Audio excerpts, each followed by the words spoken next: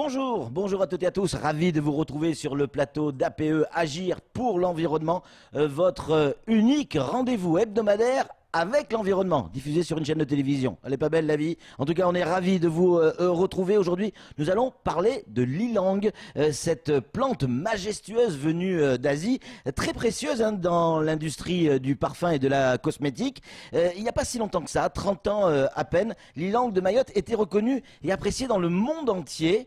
Du reste, Guerlain ne s'y est pas trompé, puisque à l'époque, il a posé ses valises chez nous, ici à Mayotte. Et puis, la filière s'est effondrée, faute de rentabilité, un véritable gâchis du reste. Mayotte peut-elle retrouver ses lettres de noblesse? Oui, j'en suis sûr. Moi, j'en suis certain. Tout de suite, le sommaire.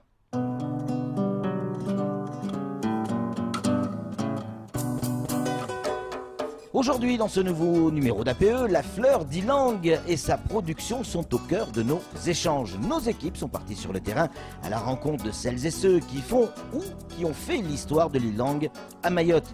Ils ont également pu rencontrer et partager l'expérience d'un jeune agriculteur à Mayotte qui s'est lancé dans le pari fou de faire revivre une exploitation d'ilang. Puis, pour nous expliquer comment relancer cette filière, nous aurons avec nous sur le plateau Hassani Soulaïmana, directeur d'Aro Maoré, Jean-Michel Bergès, directeur de la DAF, Pierre Papadopoulos, Sgar à la préfecture de Mayotte, et Moeva Soumaïla, dit Awar, président des jeunes agriculteurs. Enfin, en toute fin d'émission, nous retrouverons Anne-Constance Anguena, avec laquelle nous aborderons les gestes clés autour de l'ilang.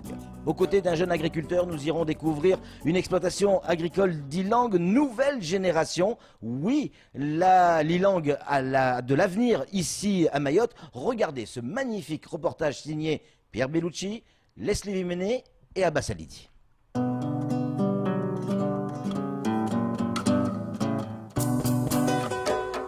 Certains la qualifient de fleur des amoureux. L'ilang-ilang à Mayotte est une culture traditionnelle qui a longtemps constitué l'une des principales cultures de rente locale. Cultivée depuis le début des années 1900, l'île comptait plus de 1000 hectares d'ilang dans les années 1950 à 1980. Une quinzaine de tonnes étaient ainsi exportées chaque année. Mais connaissez-vous les nombreuses vertus de ces fleurs issues d'arbres aromatiques de la famille des Annonacées? Pas du tout. Non. La vertu des langues, non? Non. Pas trop. L'ilang a des vertus cosmétiques. Je sais que c'est bon pour les cheveux, je sais que c'est bon pour la peau. L'odeur aussi, la bonne odeur. Et c'est un produit qui reste typique. Anti-infectieuse, antibactérienne, antiparasitaire, stimulante, tonifiante, reconnue contre la dépression, la fatigue, la nervosité, l'excitabilité, l'ilang-ilang apaise notamment les palpitations et la tachycardie. Au-delà de ses vertus médicales, la fleur est appréciée pour sa fragrance douce et suave. Depuis les années 80 à Mayotte, la production est le fait de petits producteurs cultivant des surfaces souvent inférieures à 1 hectare, issus des anciens grands domaines.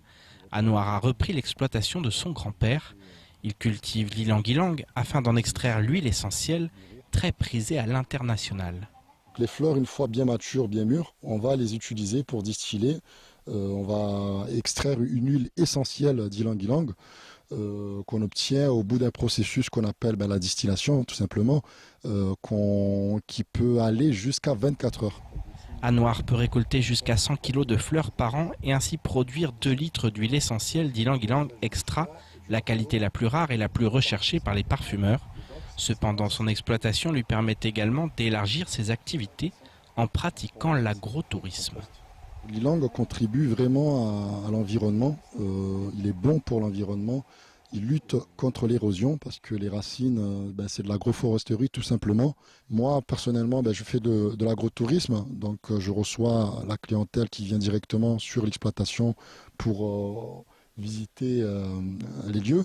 Et là, je fais une démonstration de distillation et au final, je vends aussi des petits flacons d'huile essentielle qui sont déjà conditionnés. Si certains agriculteurs vendent directement leurs produits à des particuliers, d'autres ont créé leur boutique. C'est le cas de Solange qui commercialise toutes sortes de produits à base d'ilang. Soit on aime l'ilang, soit on l'aime pas. Et quand on l'aime vraiment, ça vous prend vraiment à la gorge, voilà. Vous l'avez dans la peau, quoi, parce que c'est une sensation vraiment, non seulement, elle a des vertus apaisantes, relaxantes, Et même pour les cheveux, ça assainit le cuir chevelu et ça donne de la brillance aux cheveux quand on l'ajoute en eau de rinçage, à l'eau de rinçage pour les cheveux. Donc c'est un produit qui m'aide moi parce que parfois avec le stress et tout ça, il suffit d'une goutte d'huile essentielle d'ylang-ylang pour que je sois relaxée, apaisée. Si l'ylang-ylang possède de nombreuses vertus, à Mayotte ce secteur a bien du mal à trouver son second souffle. Cependant le projet du pôle d'excellence rurale doit permettre de relancer la filière. Les producteurs se chargeront uniquement de collecter les fleurs. La distillation se fera en commun au sein de cette structure qui aura à charge de distribuer les produits et de faire prospérer la filière au sein et à l'extérieur des frontières de l'île.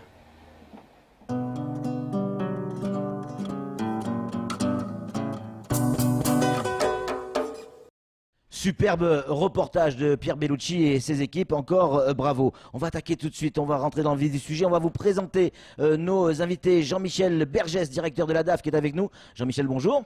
Oui, bonjour. On a également Hassani Soulaimana, responsable de Aromaoré. Hassani, bonjour. Oui, bonjour. Et puis, on va l'appeler Anouar, hein, il est avec nous sur ce plateau, président des jeunes agriculteurs. Bonjour Anouar. Bonjour. Et puis Pierre Papadopoulos, le SGAR de la préfecture. Pierre, bonjour. Bonjour Patrick. Allez, on attaque tout de suite. Une question pour Jean-Michel Bergès de la DAF. Pourquoi la filière de l'ylang s'est effondrée? Quel dommage, quel gâchis, je disais en introduction.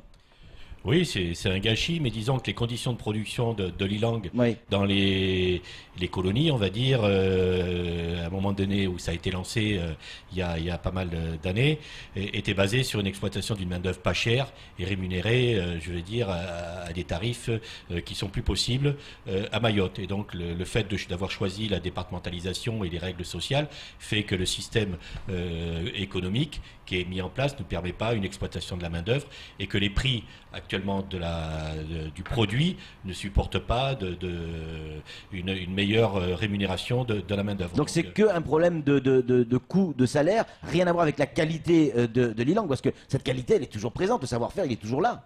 Non, il n'y a aucun problème sur la qualité, il n'y a aucun problème aussi sur le potentiel de Mayotte, mais disons le système d'exploitation faisait que on avait des difficultés à produire de la matière première au tarif pour lequel il était produit à Madagascar ou surtout aux Comores. Voilà, et donc ça a posé des problèmes d'avoir de la main-d'œuvre capable de récolter des quantités énormes pour faire du produit brut. À l'époque, quelle était la place de Mayotte dans le monde en matière de production d'ylang? Elle avait la deuxième place à l'époque. On faisait à peu près 60-70 tonnes et 20% étaient produits à l'époque par Mayotte. 40% par les Comores. Vous voyez, il y avait une position quand même qui était très importante.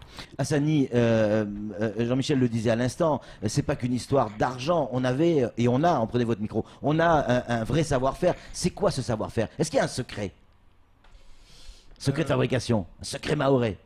C'est-à-dire qu'en fait, l'ylang de Mayotte est assez en fait particulière. Alors cela est dû à plusieurs facteurs. Donc nous avons bien sûr le savoir-faire qui joue, et nous avons aussi le terroir, mais nous avons aussi la variété. Donc l'ylang de Mayotte regroupe des facteurs qui sont très favorables à la production d'une huile essentielle de qualité et reconnue dans le monde comme étant la meilleure. Il nous le dira pas, le secret, Anouar. Est-ce qu'il y a un secret maoré? Le secret maoré, c'est avant tout la passion. On a une passion qui m'a été transmise d'ailleurs. Bien sûr.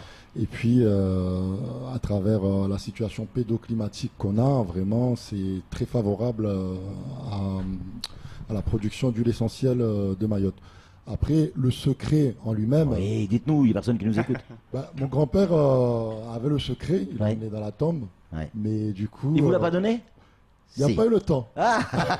Non, mais concrètement, oui, le secret, je dirais pas qu'il y a un secret. Je pense que avant tout, c'est la chance qu'on a d'avoir un climat très favorable à la production d'ylang dans position géographique au niveau des Comores.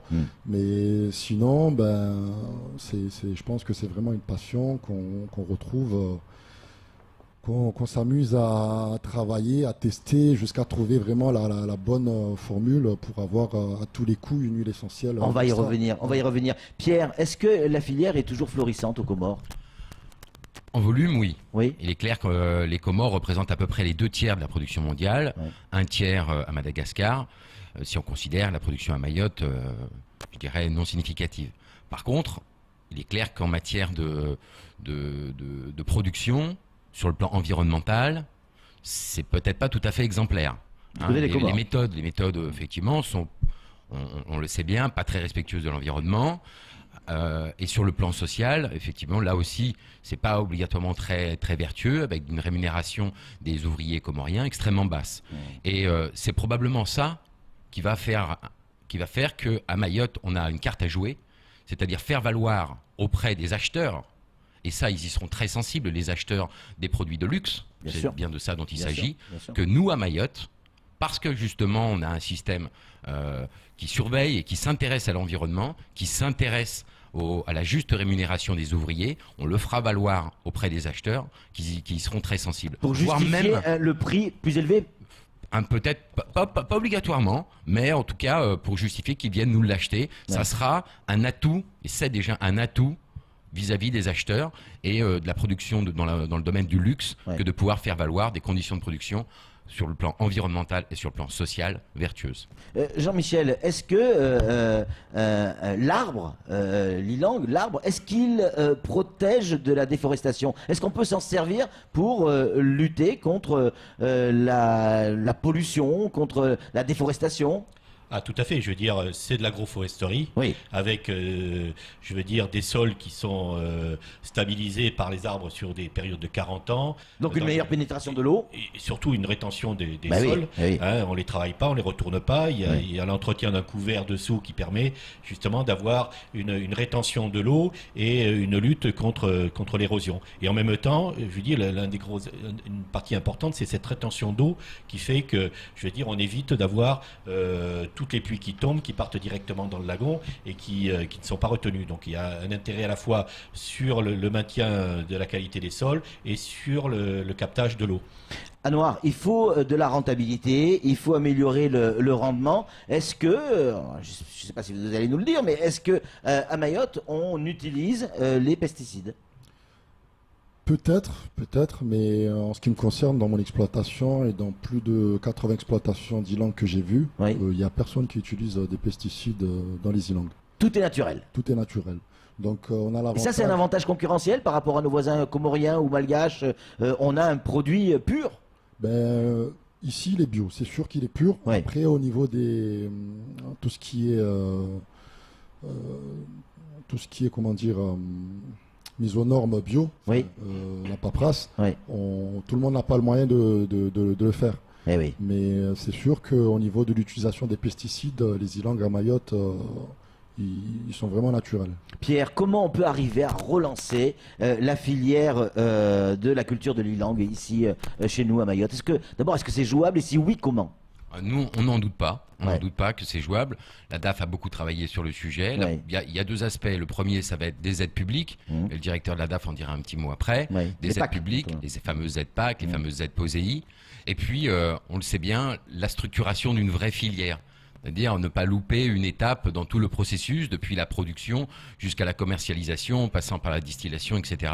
Il faut qu'on ait une filière qui soit bien structurée. Et c'est bien l'objectif aussi du PER notamment, que de structurer, on en parlera du pôle d'excellence rurale, que de structurer cette filière. Donc entre les aides publiques et la structuration de la filière qu'on monte tous ensemble, il n'y a aucun doute qu'effectivement il y a une carte à jouer. Les agriculteurs, ils y croient. Ils ont envie. Combien d'hectares ont été plantés ou replantés à Mayotte? Aujourd'hui, on a 135 hectares qui sont exploitables, certainement plus qui sont susceptibles d'être mis en production. Par contre, tout le monde y croit. Les agriculteurs y croient, nous on y croit, le conseil départemental y croit. En fait, à Mayotte, tout le monde y croit. Moi, je ne suis pas le seul à y croire. Donc, pas du tout.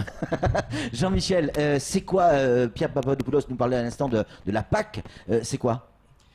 Disons, la PAC, c'est des aides que fournit Bruxelles pour aider les agriculteurs à maintenir leur activité. Elles sont doublées par ce qu'on appelle des aides POSEI qui, elles, interviennent pour les territoires d'outre-mer pour compenser l'éloignement et l'insularité. Et c'est là que l'intérêt qu'on a dans le fait d'être dans un département d'outre-mer français, c'est on a des aides qui nous permettent de compenser justement le déficit ou les difficultés financière par rapport au salaire, de payer justement les personnes et d'avoir des règles environnementales à respecter. Donc ces règles sont compensées par des aides publiques et c'est là-dessus qu'on compte pour faire le différentiel en ayant un produit qui de toute façon à la sortie doit être sur le même prix que le niveau mondial. On ne pourra pas vendre plus cher. Par contre, les coûts de production seront amortis par les aides. Hassani, il faut combien d'hectares d'ylang pour faire 1 litre d'huile d'ylang? À peu près. Alors, il faut combien d'hectares donc pour faire 1 litre? Bon, je vais vous dire. De bonne qualité, si possible. Je vais vous dire, en tout cas pour mon exploitation en moi, de 4 hectares environ, et pour ça, je fais dans les 120 litres d'huile essentielle à l'année. D'accord. Donc, après, il faut calculer, 120 divisé par 4, donc 1 hectare pour 30 litres. 1 hectare pour 30 litres. Oui, voilà. Est-ce que c'est... à l'année. Est-ce que c'est suffisant pour imaginer une vraie rentabilité? Alors, la rentabilité au niveau de l'ylang aujourd'hui n'est pas encore au rendez-vous, dans le sens que disons qu'il y a des choses qui se mettent en place, donc notamment on peut saluer l'arrivée du PER, justement, qui est dans la démarche de valorisation aussi de l'huile essentielle d'ylang en favorisant la transformation, donc des produits plus élaborés qui va en fait permettre de mieux valoriser en fait l'huile essentielle. Donc, mais là aujourd'hui en fait la rentabilité sur 1 hectare pour 30 litres d'huile essentielle, si on continue à vendre dans la filière existante, c'est pas du tout rentable. Après, on peut espérer qu'avec je sais qu'il y a des dispositifs d'aide qui sont en étude aujourd'hui à la DAF sur le paiement des fleurs au kilo et ainsi de suite. On peut imaginer qu'avec ces dispositifs d'aide que la DAF va mettre en place, on peut imaginer que ça pourrait être rentable. Anouar, j'ai envie de revenir sur votre passion. Qu'est-ce qui a fait un jour que vous vous êtes dit allez, je me lance dans l'ylang? Pourquoi? Disons que déjà tout petit, à l'âge de 3-4 ans, j'ai des souvenirs. Quand j'accompagnais mon grand-père lors des distillations. Et puis moi, j'ai quitté Mayotte pendant 24 ans et là, je suis revenu il y a 4 ans, justement. Et puis, après le décès de mon grand-père, j'ai vu cette exploitation, cette richesse qui était un peu à l'abandon parce que personne n'a vraiment repris l'activité à plein temps. Et puis, en étant sur l'exploitation, en travaillant un peu là-bas, je me suis senti vraiment apaisé. Je faisais quelque chose, je réalisais vraiment, je construisais. Et puis, je me suis pris de passion en étant avec cette liberté dans cette exploitation qui est magnifique. Et travailler cette fleur qui est vraiment un emblème de Mayotte. C'est clair. On la retrouve un peu partout, même dans l'armoirie de Mayotte, il y est. Et voir ce produit phare de Mayotte qui était un peu en perdition, je me suis dit il faut se lancer. Donc j'ai fait une reconversion professionnelle et là je suis installé en tant que jeune agriculteur et voilà, j'avance et je salue toutes les personnes qui sont autour de cette dynamique pour relancer cette filière. Pierre, ça donne la chair de poule. Ce qui dit c'est beau, ça veut dire quoi? Ça veut dire qu'on a le droit d'y croire, les services de l'État y croient, les professionnels y croient, les médias y croient aussi. Ça veut dire quoi? Qu'on va vraiment y arriver? En fait, c'est pas seulement qu'on y croit, c'est qu'on le fait. En fait, c'est ça qui est, à ce stade-là. Voilà, les aides dont qu'on vient d'évoquer, les aides PAC à la production de la fleur, les aides POSEI à la distillation, c'est bon, tout ça c'est en place. Donc aujourd'hui, encore une fois, on fait plus qu'y croire, on le fait. Moi, j'ai juste, j'aimerais juste qu'on retrouve effectivement les lettres de noblesse de l'époque. Vous vous rendez compte ce qu'a dit Jean-Michel tout à l'heure? 20% de la production mondiale était issue de Mayotte. C'est hallucinant. On peut arriver à retrouver ça? Il n'y a pas de raison. En fait, encore une fois, moi j'insiste bien quand même sur un aspect qu'aujourd'hui on ne met pas dans le business plan, c'est la différenciation de Mayotte par rapport aux Comores et à Madagascar. Ouais. Je l'ai dit tout à l'heure, j'insiste bien là-dessus. On va produire dans des conditions environnementales, notre ami nous l'a dit, sans pesticides. On va produire avec une rémunération. Les gens vont toucher, les exploitants, au moins le SMIC pour produire. Et ça faut vraiment qu'on arrive à le valoriser. Et je pense que dans ce produit luxe, je me répète, c'est tout à fait valorisable. Jean-Michel, encore une question. Que va devenir l'ancienne maison de la plantation Guerlain du côté de Combani, si je ne dis pas de bêtises Ça, ce qu'elle va devenir, j'en sais rien. Je sais qu'elle elle a été reprise, je crois, par la famille Sam, je crois. Voilà, je sais qu'elle est encore, elle produit, il y a encore les ilanguières. Après, quel est le projet qu'il y a derrière? Je pense qu'à un moment donné, il y avait une volonté de faire de l'agrotourisme autour de cette exploitation, mais c'est pas moi qu'il faut le demander. Je pense que il faudrait le demander à Monsieur Sam, quel est le projet. En tout cas, ce que je sais, c'est que la famille Sam veut être aussi un des partenaires de cette relance. Le musée, il va falloir qu'on en ait un jour. Eh ben, le musée, dans le PER, il y a une aile du pôle d'excellence rurale qui va être consacrée à la fois un musée de l'Ilang, mais enfin toute la valorisation, je veux dire, de l'environnement de Mayotte. Ça fait partie du cahier des charges. C'est ça le bâtiment qu'on voit dans le dossier? Oui, c'est tout à fait ça. En fait, c'est ça quand on parle de la filière, de la structuration, avec de la distillation, de la recherche. On va réfléchir sur les plantations, sur les méthodes de commercialisation. Et ce bâtiment et toute l'énergie qui sera mise, la compétence qui sera mise dedans, sera pour l'ensemble de la filière. Juste un mot pour finir. Je voudrais donner le mot à Anouar. Qu'est-ce que vous avez envie de dire à ces gens qui nous écoutent, qui nous regardent et qui hésitent encore à se lancer dans l'aventure? J'ai envie de dire que, sans prétention, je suis un exemple, les Hassani. Je vais dire que quand on veut, on peut. Mayotte fut un temps, l'Ilang a vraiment mis en avant Mayotte. Mayotte, c'était l'île au parfum. C'était pas pour rien, c'était par rapport à l'Ilang. Et aujourd'hui, on va agir pour l'environnement par rapport justement à cette relance au d'Ilang. Certes, c'est un peu difficile, mais rien n'est facile dans la vie. Donc, à 30 ans, on fait encore une reconversion professionnelle pour quelque chose. Donc, moi, j'y crois vraiment et ça va marcher. C'est en train de marcher. Merci. Donc, merci infiniment, Anouar. Merci infiniment. Merci à vous tous d'être venus sur ce plateau. On va retrouver une autre fleur d'Ilang qui sent pas forcément l'Ilang, mais une autre fleur. C'est Anne-Constance avec sa chronique de fin d'émission.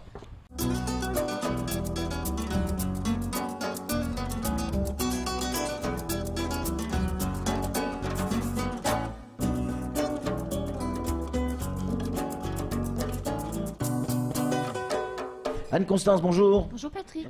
Il faut combien de fleurs d'Ilang pour faire 1 litre d'huile? Il faut 50 kilos de fleurs pour arriver à produire... 50 kilos de fleurs tout de même? Oui. C'est énorme. C'est le ratio. Ouais. Quel est le rôle des saisonniers dans la culture d'Ilang? Alors le rôle des saisonniers, c'est de cueillir les fleurs. Ils peuvent cueillir entre 2,5 et 4 kilos de fleurs en une journée. Et on parlait tout à l'heure de la différence salariale. Aux Comores, le coût salarial d'une journée de travail d'un cueilleur, c'est 5 €. Et en France, donc à Mayotte, c'est 130. Il y aurait de l'Ilang dans le numéro 5 de Chanel. Info ou intox? C'est tout à fait vrai. Incroyable. Il y aurait 10% d'Ilang, enfin c'est pas il y a 10% d'Ilang dans la composition du Chanel numéro 5. 1500 à 2000 € par mois de revenus pour un agriculteur qui cultive l'Ilang. Ce n'est pas peu. Ah non, c'est énorme. Quel agriculteur en France métropolitaine ne rêverait pas de toucher 1500 € à 2000 € par mois? Et tout ça, c'est possible uniquement avec tout ce qu'on... Ça demande un boulot énorme. Ils sont présents en permanence sur leur C'est le job d'un agriculteur d'être présent sur son exploitation, mais c'est quand même une chance extraordinaire de pouvoir bénéficier des aides de la PAC telles qu'on les a décrites tout à l'heure et de pouvoir bénéficier de ce niveau de rémunération. C'est aussi une clé pour relancer la filière. Anne-Constance, il nous reste une poignée de secondes. Parlez-nous de cette petite légende incroyable qu'il y a autour de l'Ilang. c'est aux Philippines, un couple qui cherchait à avoir un enfant et qui n'y arrivait pas. Les dieux leur ont donné une petite fille qu'ils ont prénommée Ilang, mais ils ont conditionné la naissance de cet enfant au fait qu'elle ne pourrait être jamais touchée. Et elle est tombée éperdument amoureuse d'un jeune homme, ça arrive. Et donc lui aussi, il lui a offert des fleurs et il lui a effleuré les doigts pour qu'il puisse enfin se toucher tellement il s'aimait. Et elle a été transformée en un arbuste. Et depuis, on dit que l'amoureux cherche sa belle en murmurant ilang ilang. Oh, c'est mignon, mignon. Et ben, elle doit être à Mayotte, c'est sûr. Merci mille fois, Anne-Constance. Merci, messieurs, d'être venus sur ce plateau. Nous, on va se retrouver évidemment la semaine prochaine pour un nouveau numéro d'APE. Ça sera certainement sur la même chaîne, à peu près à la même heure, avec d'autres invités et de nouveaux sujets. À très bientôt. Salut.